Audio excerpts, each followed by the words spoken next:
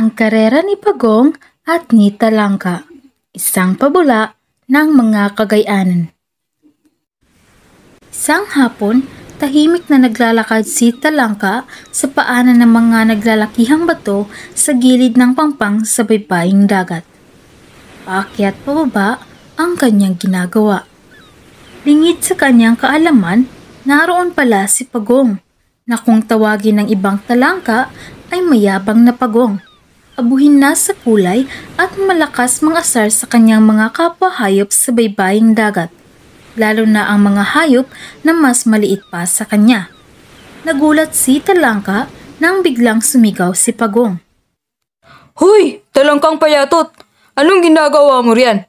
Kanina pa kita napapansing paakyat pababang naglalakad dyan. Muntik nang mahulog si Talangka sa sobrang gulat dahil sa lakas ng sigaw nito sa kanya. Lalong humagikik si Pagong.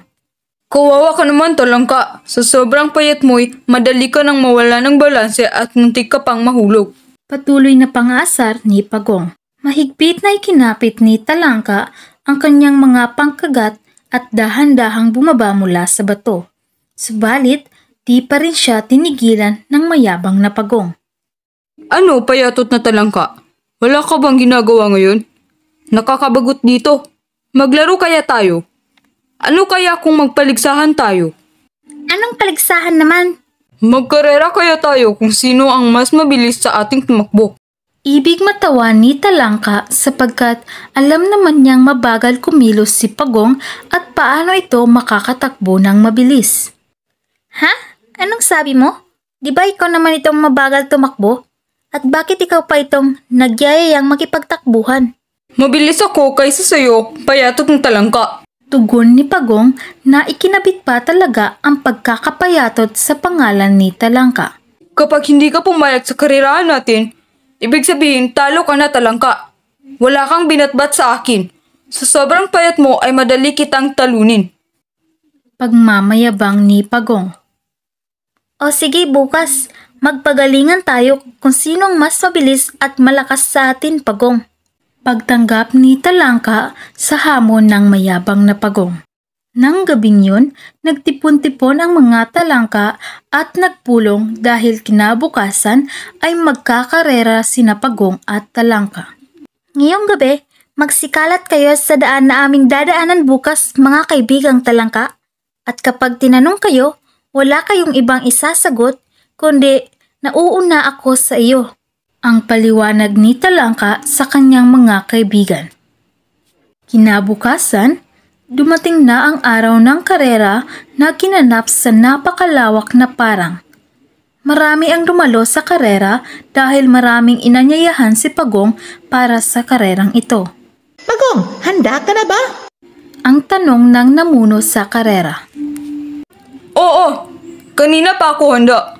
Atat na nga ako eh. Ikaw Talangka, handa ka na ba sa karera? Oo, handa na ako. Sumigaw ang namumuno sa karera. 1, 2, 3, takbo! Habang sila'y tumatakbo, sumisigaw ang kanilang mga kakampi. Takbo! Takbo!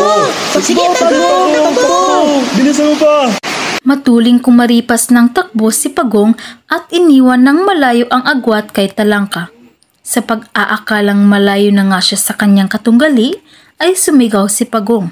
Talangka, nasaan ka na? Narito, nauuna sa'yo. Nang malayo-layo na siya, sumigaw muli si Pagong. Talangka, nasaan ka? Nauuna ako sa'yo. Nagtataka si Pagong kung bakit tuwing nagtatanong siya ay laging nauuna si Talangka. Kaya naman, mas binilisan pa ni Pagong ang pagtakbo. Nagliparan ang mga alikabok na parang usok dahil sa takbo niya. Habang siya'y tumatakbo, sumigaw ulit ito. Talangka, nasaan ka? Malayo ako sa iyo. Takang-taka si Pagong kung bakit siya ang laging huli samantalang ang bilis naman ng takbo niya. Kaya lalo pa niyang binilisan ang pagtakbo. Pero nang makarating siya sa kanilang karera, nakita niya si Talangka na naghihintay na sa kanya. Hindi alam ni Pagong na dinaya siya ni Talangka Dahil ang totoong kalahok na talangka ay hindi umalis sa kanyang pwesto o pinag-umpisahan at ang mga talangkang sumasagot sa kaligitnaan ng karera ay walang iba kundi ang ibang kasamahan ni Talangka. At dahil dito, si Talangka ang nanalo at si Pagong ay walang nagawa. Ang pagsusuri sa ekopabulang ang karera ni Pagong at ni Talangka. Ang pabula ay isang mahalagang parte ng ating panitikan. Alinmang tekstong pampanitikan na tumatalakay tungkol sa kalikasan at kapaligiran ay tinatawag na ekopanitikan. Kaya masasabi natin na ang pabulang ang karera ni Pagong at Talangka ay isang ekopabula. Dahil hindi man lantad ang talakayan o diskusyon sa aktang ito, ang talinghaga o metapora naman ay tinataglay nito para sa kalikasan at kapaligiran.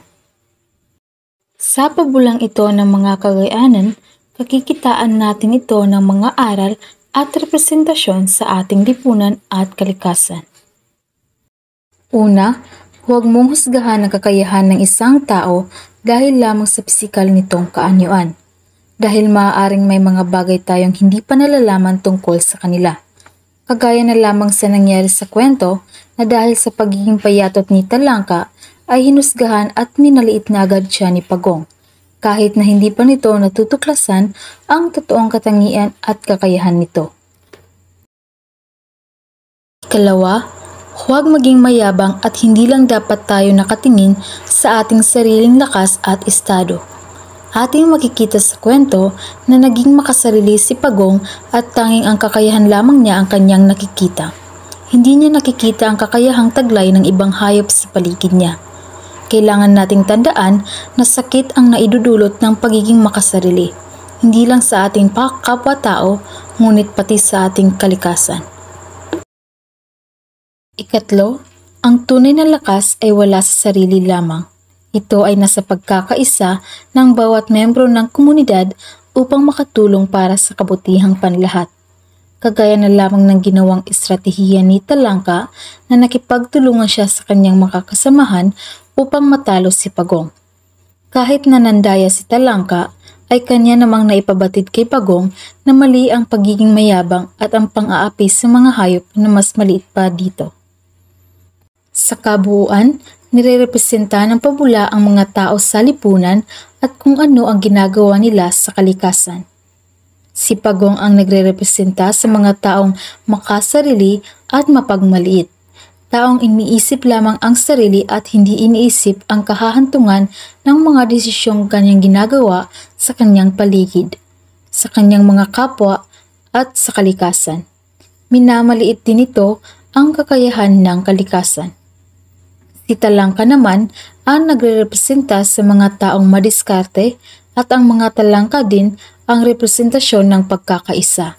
Isang katangiang kailangan natin upang hindi natin maabuso ang kalikasan.